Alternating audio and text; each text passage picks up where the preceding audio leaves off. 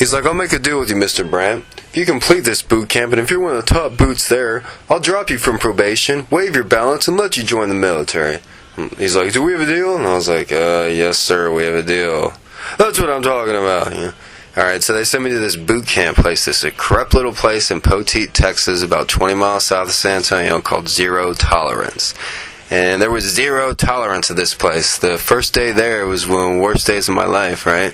They fucking got these guys, they like held me down and shit, fucking shaved my face. They were all fucking like the newbies there, the new people. But the thing is, I was in boot camp for 64 days, but I was in jail for 2 months because part of the process is you have to go to jail first before they transfer you to the boot camp. And the judge was like, oh, well, you'll just have to be in jail for just a couple weeks, and then we'll go and transfer you over, right? And you'll be in a trustee cell, so it'll be real safe and all, right?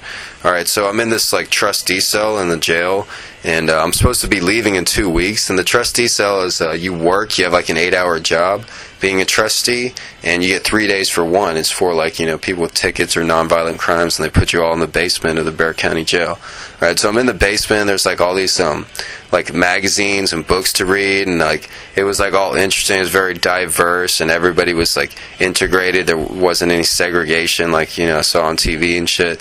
And it was all laid back and everything. But the thing is, I didn't really enjoy working 8 hours a day for free, considering the fact that I didn't really need 3 days for one, because I was supposedly supposed to be transferred to boot camp on a particular day, right?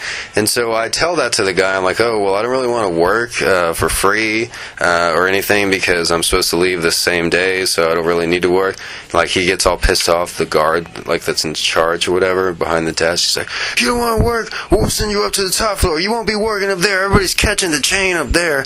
And catching the chain, what that basically means is that people are all going to prison for, like, hardcore crimes, like murder, rape, aggravated robbery, aggravated assault, whatever the fuck. And the thing is, like, I guess a lot of you assume that, like, when somebody's sentenced to prison, like a murderer or something, they're sent straight to the prison or something. No, you go to whatever local jail you're in first, and then you're there. The prisoner is there for like a year and a half or 2 years, and then finally they get to ride the bus up to the state prison or wherever they may be going. So anyways, I was sent up to the top floor with all the hardcore criminals, right? Okay, I'm in this room, my first day there on the top floor, and I'm talking to my cellie, and like we're just like laying on our bunk beds, and I noticed this cellophane, and it's like half full of this white powder, and like I was so naive and fresh back then, I was like, white powder, must be some sort of cleansing material, you know. And then so I show it to my cellmate, I'm like, hey, you know, what's this? Is this yours? And he's like, oh shit, it obviously was cocaine, you know. He's like, oh, thanks, you know. I'm like, oh, I'm making friends already, you know. But anyways, the first meal was pretty hardcore because, like I said, the basement was all segregated, all blacks, white Mexicans, they all sat and ate with each other, you know. But on the top floor it wasn't the same, and I saw my cellmate, who was a Mexican guy, and like I go and sit next to him, and all of a sudden this big guy named, who they called Bear, comes up and takes my tray of crap food, takes my tray of crap food and just slams it down on the ground. And then I'm just like sitting there with him standing over me. I don't know if he's about to kick my ass or whatever. And I like look over, there's all this group of white guys, and they're like, get over here, what are you doing sitting there, get over here. And then they're like, sit down. And I'm like, alright. And then they're like, you see that TV over there? And I was like, looked up at the TV. Don't look at it again. And then he's like, it's like, blacks got Mondays, Wednesdays, Fridays. Mexicans got Tuesdays, Thursdays, Saturdays. We get Sundays, you know. And then he's like, telling me the rules and shit of this place. He's like, how long you staying for?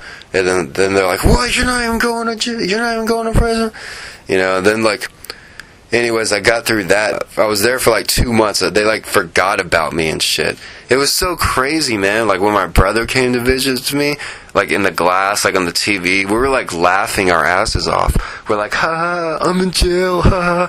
I mean, I was so positive about it. I like spent hours in my cell, like singing that song, like, I'm just a poor, like Bohemian Rhapsody. I'm just a poor boy, nobody loves me. He's just a poor boy from a far, you know. You know, it was a fucking not that bad of an experience, right? But then finally they transferred me over to the boot camp.